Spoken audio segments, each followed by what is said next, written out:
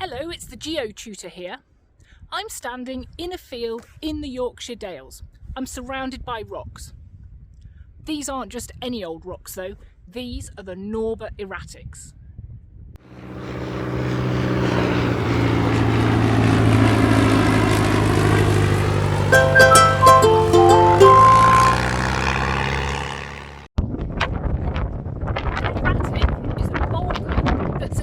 Kind of rock to the pre-existing rock in the area.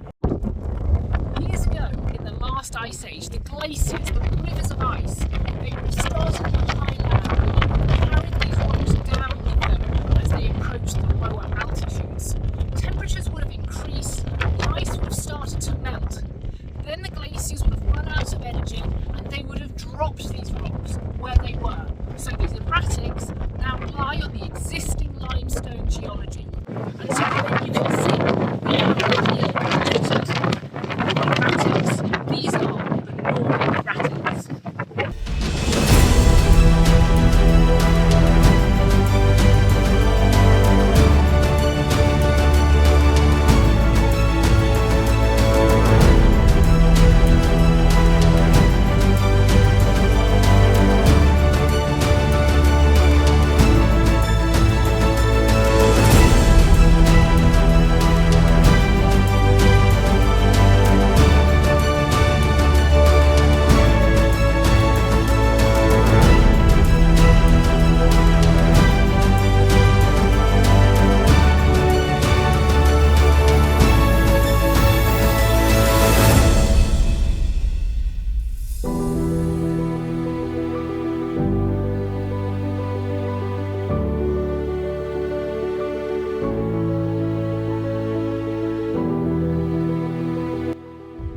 This erratic is over 6 feet tall, and you can see it's perched on a layer of limestone that's about 30 centimetres the height of my rucksack.